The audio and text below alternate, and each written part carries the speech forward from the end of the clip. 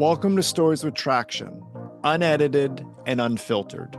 These are real conversations with leaders who have walked through trials and triumph. In a world of AI-polished sound bites and scripted perfection, this podcast isn't about being flawless. It's about being purposeful. I'm your host, Matt Zahn. We're going to find out what drives these leaders, what's their story, and how can we learn from their experiences. Get inspired and enjoy Stories with Traction. Monique, welcome to Stories with Traction podcast. Thank you so much for having me today.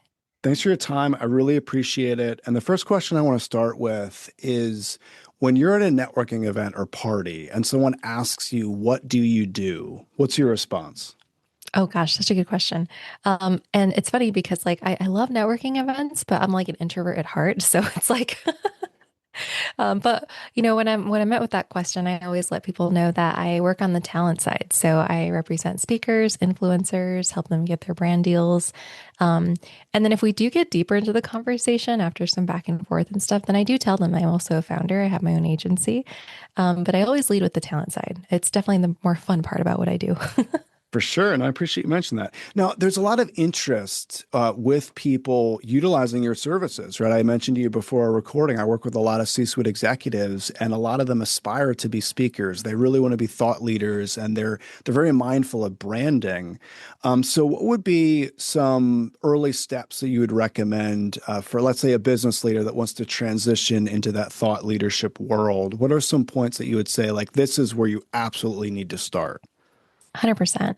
I definitely think that everyone needs to get their reps in, right? And so if you haven't spoken in front of an audience before, you might have to do a couple of these things for free. You might have to volunteer for these opportunities and just get your reps out there, but it's not all for waste, right? You would do this more from a positioning standpoint, because you'll be able to learn who's my message actually for? And what is the audience actually like, right? We think about when people are trying to do stand-up comedy for the first time, right? They have to tell some jokes that might not always land.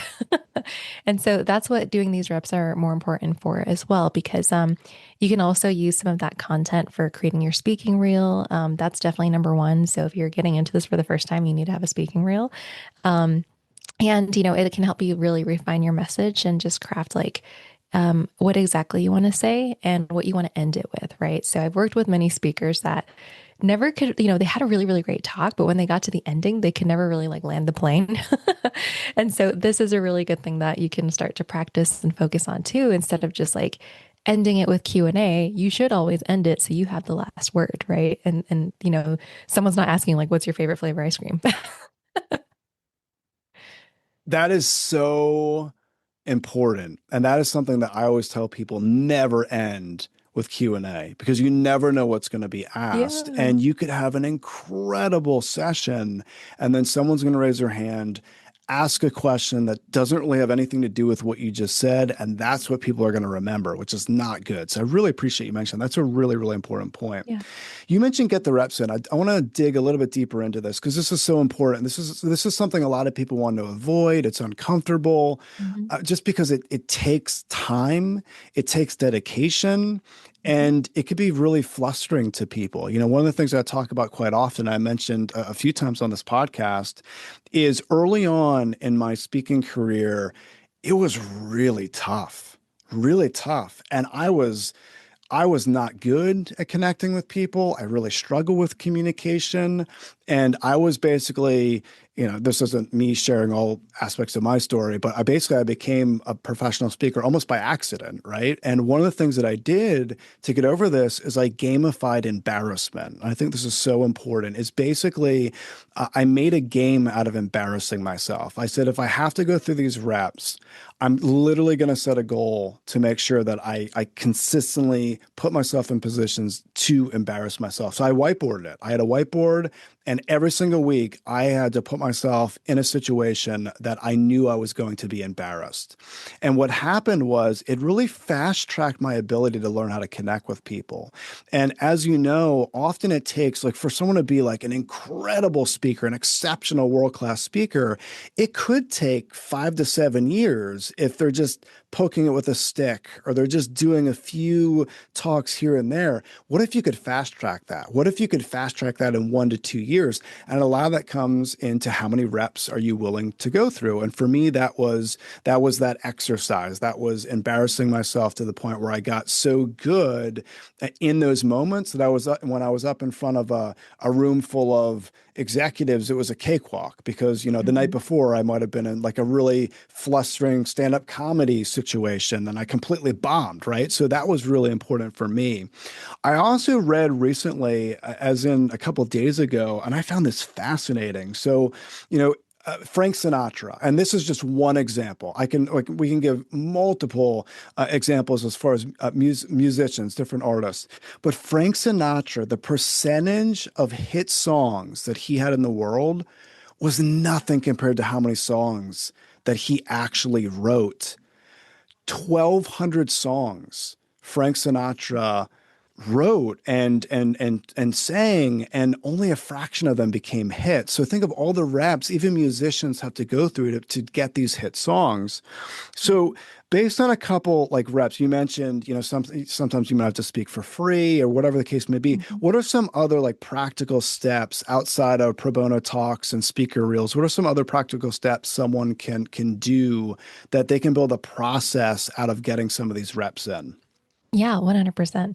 I think a lot of it too is also showing up on social media, right? So like even just going live and just hitting that record button and just like, coming up and just speaking freely, right? I feel like with a lot of the individuals that I work with, whether it be like, founders or executives as well, um, you have to, even though you have all of this experience, you do have to check your ego at the door because you're essentially starting over at this one new thing. And it is definitely something that is going to be uncomfortable. So I'm glad that you mentioned that as well, because definitely very brave and kudos to you for doing that because I feel like a lot of people still come into the speaking space with their ego. And they have to remember that, hey, they're kind of starting over at this point. So I definitely think showing up on social media and then just coming live and just, like sharing your message, that's a great way to put in your reps. And if you could just show up every day, 10 minutes, 15 minutes a day, that's definitely a great way to do it as well. And the other thing too is just being very, very intentional about these appearances, right? It doesn't always have to be like a formal engagement, but it might mean like, volunteering for an opportunity that you lead a committee or lead a team, right? Because in some of these regards, like you kind of do have to prepare a talk every single time you meet with these individuals. And so you have to really comfortable and, you might already have some of that comfort from your past life and your past experience. But I think, when you are taking the world stage, whether it be like online or in an in-person engagement, you have to be prepared to, like you said, give yourself those opportunities to embarrass yourself or get uncomfortable because you really want to find something that is going to stick and really land with people. And you can't do that without actually trying it. Yeah, it's a really good point. So you mentioned check your ego out the door. I think there's a tremendous amount of wisdom in that. And I think it's tough sometimes, especially when you work with high achievers that, they've done it all, they've seen it all in their specific industry. So maybe they're a titan of wherever they are in business, a particular business. And then they have a desire to help more people. They have a desire to connect with people and get up on stage and share their experiences, share their stories, the wisdom that they've amassed over the years. And I think it's a big wake up call for some people because I think it can be a very humbling experience. And I've heard a lot of stories from individuals that they're just so successful in one area of their life, and then they get in the speaking world and they're frazzled by it. It's a completely different industry, and as there's a big difference between the craft, the skill set of speaking, and then the actual business of speaking. So I think that's interesting in of itself. But are there any stories that you can point to, or any things that you've seen in your line of work where you were working with someone that was wildly talented, they wanted to be a speaker, and then maybe they did a couple of their first keynotes, and it was just a really rude wake up call for them. Anything that, and obviously you don't need to mention Yeah, names, yeah, of but any course. any situation that you could point to kind of give people uh, a little bit of grace on themselves if this is something that they have interest in going into, that it's not going to be easy right off the bat. So anything that you can point to? Yeah, 100%. And this happened to several individuals I've worked with actually that are just now stepping into the speaking circuit.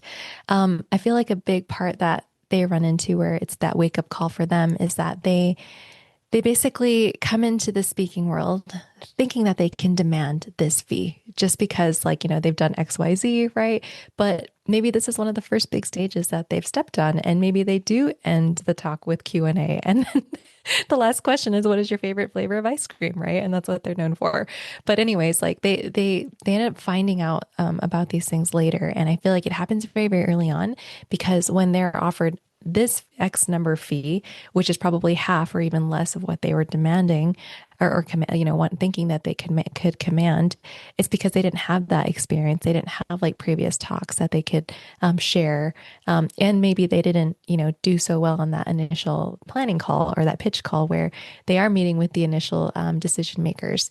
You have to really like wow them on that first call as well. And you have to be able to really position yourself. And I don't feel like they've maybe done a good job of that, where when they're meeting with those initial bookers, it's not always the people that are making the decision. So those bookers have to go back and sell it to their team because it might be an entire committee or a board that's making that final decision. And there might be somebody in the background who's just like, okay, so what do they actually talk about? What are they actually known for? And if that booker can't sell them, right, then, this is where there could be that disconnect. And this is where it leaves that gap in their mind where it's just like, okay, why am I not able to get this fee when I've done like XYZ? I've sold and exited this business, right? Like again, that experience doesn't always convert here in this space because if I know what I always tell them, it's like, hey, if you think about how you built your past business and how you became so wildly successful in that, you have to think about like, all the work that it took in the early stages to get there. You had to build like an entirely new relationships to get there. It's very, very similar on the speaking circuit as well. You have to build all of those relationships all over again. And people have to get to know you and know what you stand for. And you have to have a little bit of that experience and those speaking reels and those reps, for us to be able to trust that, you can get awarded that higher fee, if that makes sense. Yeah, it makes complete sense. And it's interesting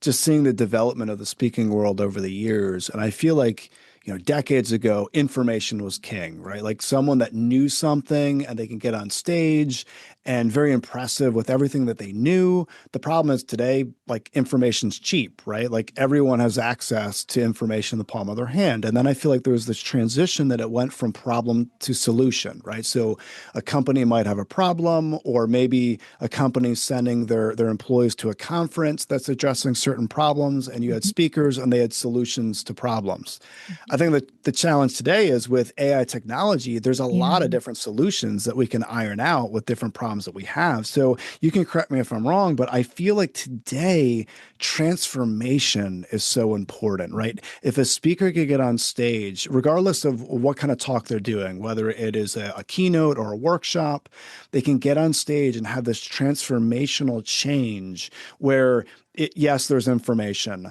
but it's also highly engaging. It's entertaining, right? I know sometimes people don't want to talk about that, but if you can capture someone's attention and hold it, sometimes even for hours, and it's entertaining, but it has that information, has that an abundance of transformation, I think that's what's going to really set people apart. So can you speak to kind of where you see the speaking industry going based on, let's say, AI technology, on that transformation piece that I talked about? Where, if you were to predict, and I know like it's tough to like actually predict the future, Yeah. but if you were to just talk about what you see happening on the horizon the next few years as it pertains to the speaking world, what do you think's going to happen?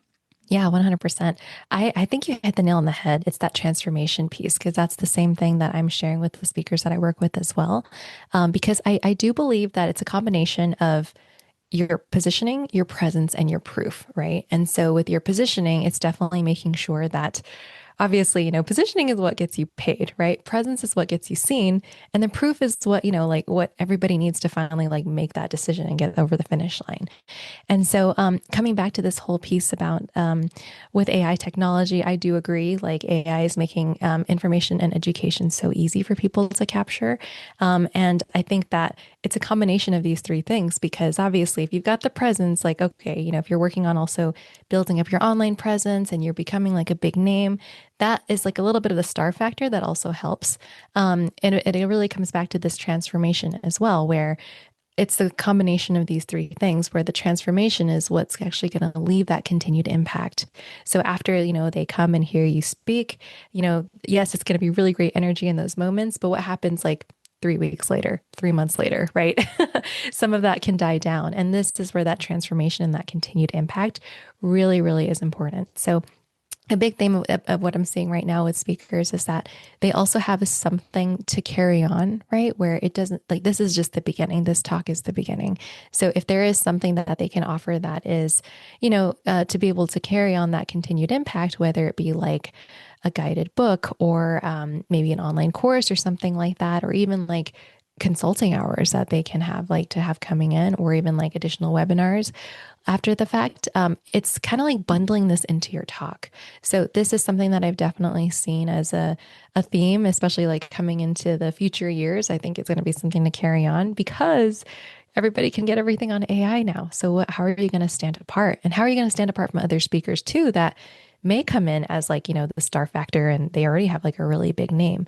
But when you're thinking about the combination of these three things, the positioning, the presence, and the proof, I think that's going to be a really great recipe for success if you're wanting to explore the speaking circuit in the future.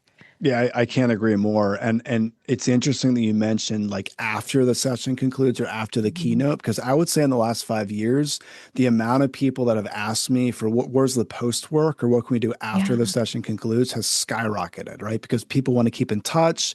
People want the topics that were talked about, the concepts to be reinforced through almost like a continuing education type program. So I think that's really important. So this is a very unique world, the speaking world. And I'm curious just to kind of see the timeline and how you got into this. And I want to backtrack a little bit and maybe this can kind of speak to what positioned you to maybe get a couple of your first jobs and then your business and everything. I like to go back to the teen years because I think the teen years are so important, right? So if I were to hit the rewind button and I were to ask, let's say 13-year-old Monique, what she wanted to do, what she wanted to be, what kind of response would I have gotten in return?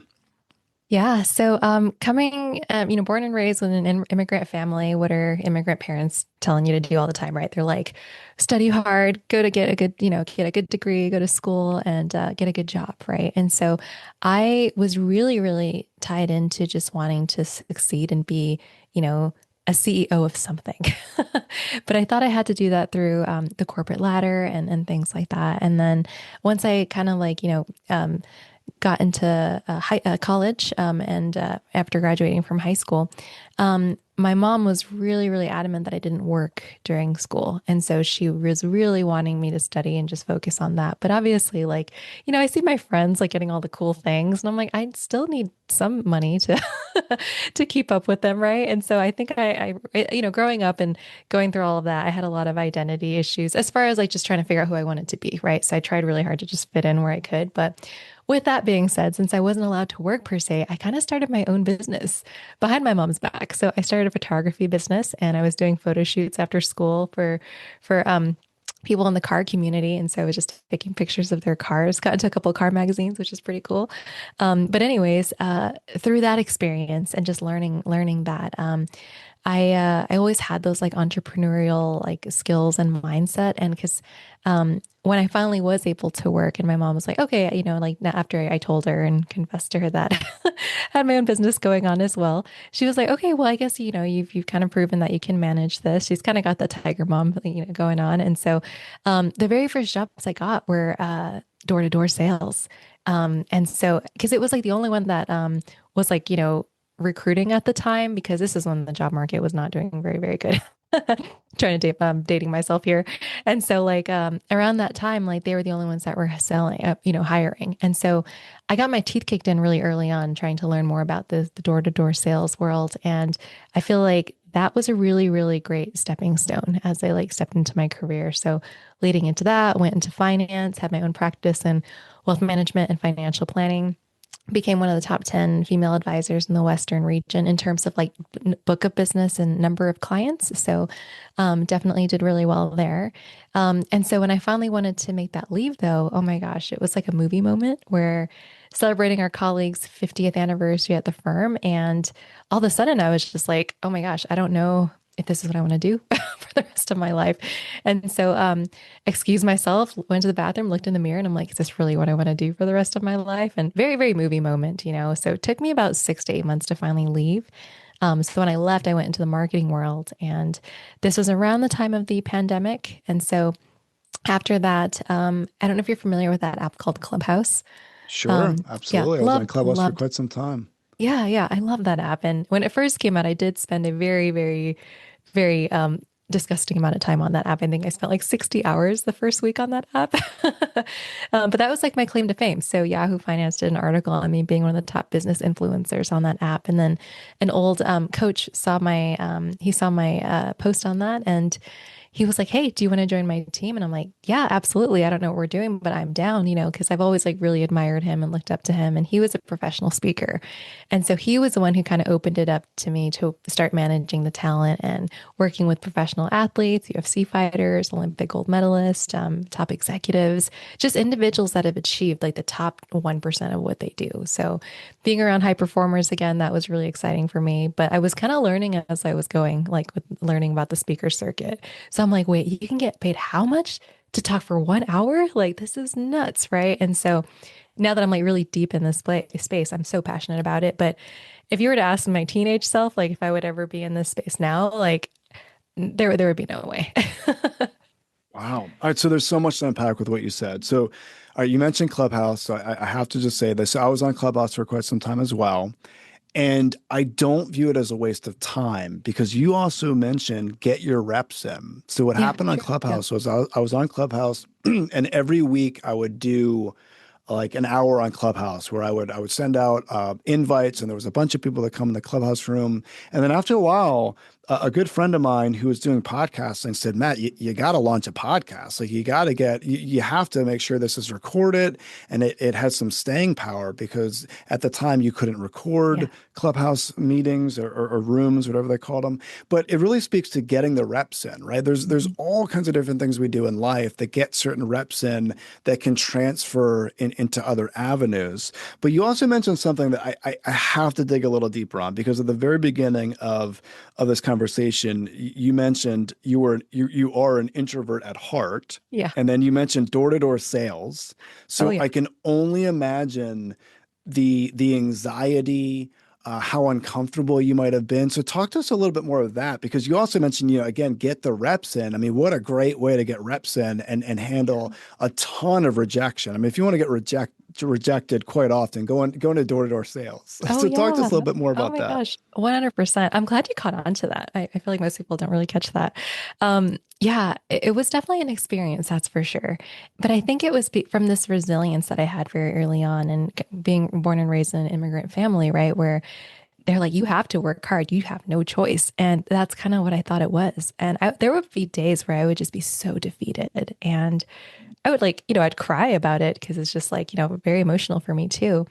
But I kind of took it as like there's no other choice. And what I found out about myself too is I'm highly motivated by recognition. And the sales team leader that I had at the time caught that. And I really thank him for that, for really catching that as well.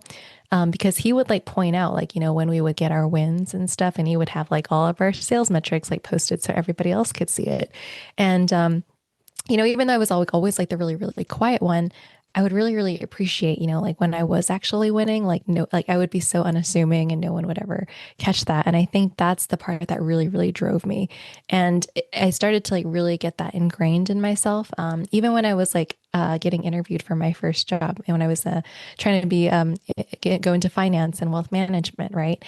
I found out later, like after I did well, like in that training class.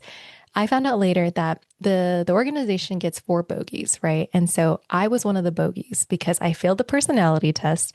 Like everything on paper said like there was no way I was going to be successful. But out of my training class of 8 people, I was the last one standing. And I was the first female in my office to hit this one benchmark that no other woman was able to do. And so that was pretty cool to hear it. And my mentor at the time told me, it's like, yeah, you actually are one of the bogeys. I was like, oh, that's interesting. Because when I got invited to leadership later, when I learned about that, I was one of the ones they took a chance on. And so I think it just kind of came from like this resilience of just understanding that, like I have no other choice, right? And just kind of pushing myself through that. I think that that was probably the one thing I would attribute it to the most. Interesting. Are you motivated when people count you out and they think you can't do something? Yeah. Oh, absolutely. And I think that's what happened too in one of the those leader team meetings. My mentor told me though, he's like, "Hey, you're on the chopping block. They don't think you're going to make it." And then when I found out, I was like, "Oh, I'm." And that was the year I hit that benchmark where no other woman had done it. Interesting. So what do you think? I know it's different for I mean, it's not one size fits all. It's not cookie Right. cutter with this Yep. response. But what do you think separates? Because you mentioned immigrant family a few times. What do you think separates? Because there have been numerous individuals on this podcast that have come from immigrant families, and they're wildly successful, right? They just roll up their sleeves, they figure it out, and based on everything you said, I mean, you mentioned finance and booking speakers, and you mentioned door to door sales and car photography, right? All these different things. What do you think separates an immigrant family from a family that just kind of grew up in, let's say, the US from an ambition perspective? Yeah. I think my stance on this is definitely thinking about how like I remember my grandparents and my mom always just reminded my brother and I that this is an opportunity that we are very, very blessed to have, and definitely really seizing that opportunity, right? And when I think about it, there were instances, like there was another internship that I had in finance where there was a guy who looked like Justin Bieber who got the promotion over me. And I was just like, wait, like why, But what I learned from that experience is that it wasn't always about hard work either. And he got promoted because he understood that happy hour was part of the job. And I didn't understand that. So when I realized that, it's definitely like these opportunities that are given to us. It doesn't always have to be just hard work. And it can also be like, having fun, like going to happy hour. That's still an opportunity as well. So when I had that mindset shift to think about like, hey, everything here is an opportunity that we can seize. And every opportunity that we have is a blessing. You should go for it, because like not everyone can get that opportunity either. And then when I had that mindset shift of like, because I was like very, very salty at the time too, because I was just like, why would he get it? Like I worked way harder than him. But then that was, I really took that seriously and learned that about myself too, where it's like the world's not against me. I have to go out there and just like make it happen as well. All right, I appreciate you mentioning that. I do want to dive a little bit deeper into that hard work piece. So it wasn't always about hard work. I think it's so cliche, Hmm. for someone to hear like you got to work hard, you got to work hard, Right. right? Obviously, hard work is an important part of the equation. But it's interesting that there's a lot of other things, a lot of other puzzle pieces that might go into someone succeeding. And, likability is so important. I think it's so not, I don't want to say underutilized, but I don't think people think enough about the likability factor. I might have mentioned to you that my background was in politics for quite some time. I was a political speechwriter. I was involved in debate prep, town hall Wow. preparations, worked with many, many politicians. Likability is so important. You can have the best policy ideas ever thought of, and you can work your guts out. But if no one likes you, it's going to be very difficult to win elections. It's going to be very difficult to stay in office. And it's tough sometimes to convince people of that. So I want you to talk about that to go back to the speaker world for a moment, because I know people that are out there that they're working very hard and they they're good speakers. They're good speakers. They can hold someone's attention. They got a lot of good stuff to say. They're working hard, but they're missing other elements of puzzle pieces. So how important is appearance, is confidence, is I hate to say playing the game, but there's Yeah. definitely there's specific strategy, if you will, in everything in life. And you had mentioned like happy hour, right? Well, Mhm. happy hour is part of, connecting with people, Yeah. right? And getting in touch with people outside of work. And that's where maybe vulnerability comes in, where you learn a little bit more about someone personally, and then they might be more willing to give you a promotion, right? So what other aspects outside of hard work have you seen in the speaker world? Yeah, 100%. And I love this conversation because I feel like it definitely spans a lot greater in a sense, right? Because we live in a world where like there's so much out there and you can get access to anything like right away, right? And so like how do you stand out in those things? And it comes back to like that whole paradox of choice too, right? Where it's like there's so many different options and so many different things out there. It's like you have no excuse not to be successful or to try to make it.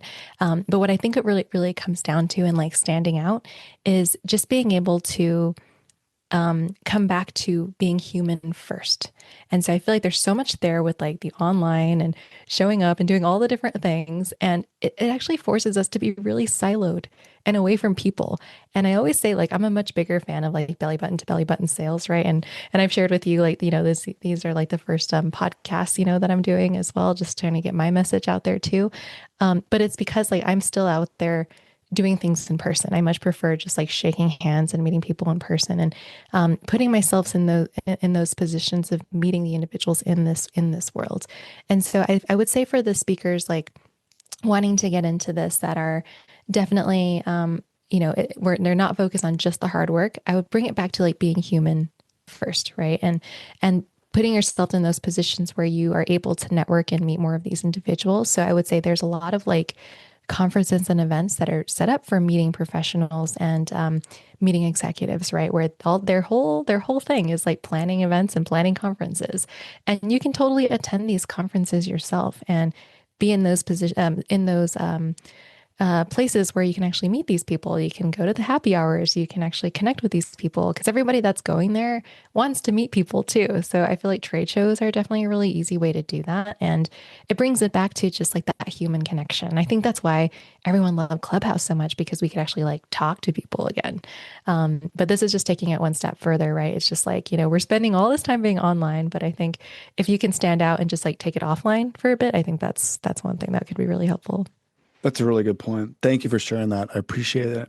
And thank you for this conversation. I appreciate everything that you shared, a ton of value in this episode. There are a few things in particular that I'm going to remember. The first thing that you had mentioned is get the reps in, and you specifically said, check your ego at the door. So important for people to recognize because I do think that when we learn how to be successful in one area, we could be successful in another, but often we do need to check our ego at the door that we might have to start over almost in a sense in another area that we're not used to, right? And I think that anyone that wants to get in the speaker world, regardless of how successful they might have been in another industry or business, it's really important that they need to get those reps in. So I appreciate that point. The second thing that you said, and I like the alliteration of it, you said positioning, presence, and proof. Really important. And then the third and final thing that I think people should just continue to think about more, and there's a lot of wisdom in it, is being human first. And I was just thinking and reflecting on what that would mean for me. I do find it fascinating that I connect with people more over my mistakes and fears versus my successes and my, triumphant ability Hmm. experiences. And that's part of being human, right? Being vulnerable, Yeah. having that authenticity, saying where we've messed up, talking about like people love struggle victory stories, right? So if we were on the wrong path and someone helped us get on a better path, like that's like people love connecting over that stuff. So I really appreciate all the wisdom that you shared. If someone wants to get more information on you, what you do, where's the best place that they can go to get that information? Yeah. So LinkedIn would be great. Or Instagram would also be another one at moniquesar.boss. Perfect. I will include that in the show notes. People could just click and go from there. Thanks again, Monique, for the conversation. Really appreciate your time today. Thank you as well. I really appreciate you. Thank you for listening to the Stories with Traction podcast. If you found this discussion helpful, please leave a review since positive reviews help others find these conversations. New episodes drop regularly, so stay tuned. And remember, If you want to persuade with power and inspire those around you to take action, you must share more stories.